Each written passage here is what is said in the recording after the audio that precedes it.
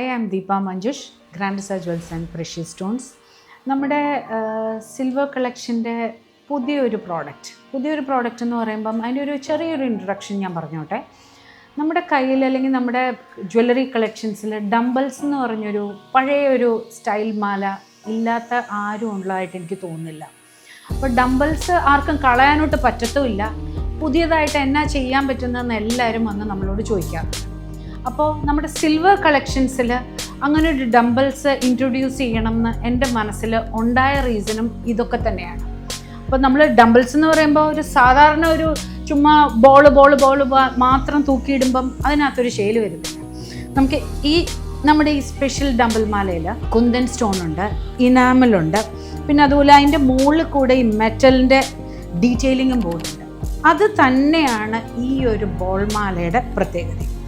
ഇത് നമുക്കതിന് പ്രത്യേകിച്ച് ഏജ് ഗ്രൂപ്പ് ഒന്നുമില്ല, ഇന്ന ആളുകളായിടണ്ടേ അല്ലെങ്കിൽ ഇന്ന പ്രായത്തിലുള്ളവരായിടണ്ടേ, അങ്ങനെ ഒന്നുമില്ല.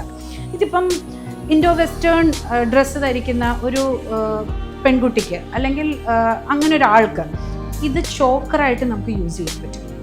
ഇതിപ്പോൾ സാരി, കാഞ്ചീപുരം സാരി അല്ലെങ്കിൽ ഇപ്പോഴത്തെ ലേറ്റസ്റ്റ് ആയിട്ടുള്ള ഓർഗൻസ അല്ലെങ്കിൽ ഏത് വർക്കിൻ്റെ ഏത് സാരി ആണെങ്കിലും ഇത് നല്ല ഭംഗിയായിട്ട് ധരിക്കുന്ന ആരാണോ, ഉടുക്കുന്നവരാരാണോ അവർ ആ സാരിക്ക് കറക്റ്റ് അല്ലെങ്കിൽ ഡ്രസ്സിന് കറക്റ്റ് മാച്ചായിരിക്കും എന്നാണ് എൻ്റെ ഒരു കാഴ്ചപ്പാട്.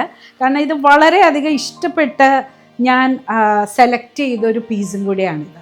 ഇപ്പോൾ നിങ്ങൾക്ക് ഒരു ക്രൗഡിൽ, ഇപ്പം ക്രൗഡ് എന്ന് പറയുമ്പോൾ ഏത് വിധത്തിലെ ക്രൗഡും ആവാം. നമ്മൾ ഫങ്ഷൻ, മാമോദീസ ആവാം, അല്ലെങ്കിൽ എൻഗേജ്മെൻ്റ് ആവാം, മനസ്സമ്മതം ആവാം, നിശ്ചയമാകാം, കല്യാണം ആകാം, അല്ലെങ്കിൽ എന്തെങ്കിലും പാർട്ടീസ് ആവാം.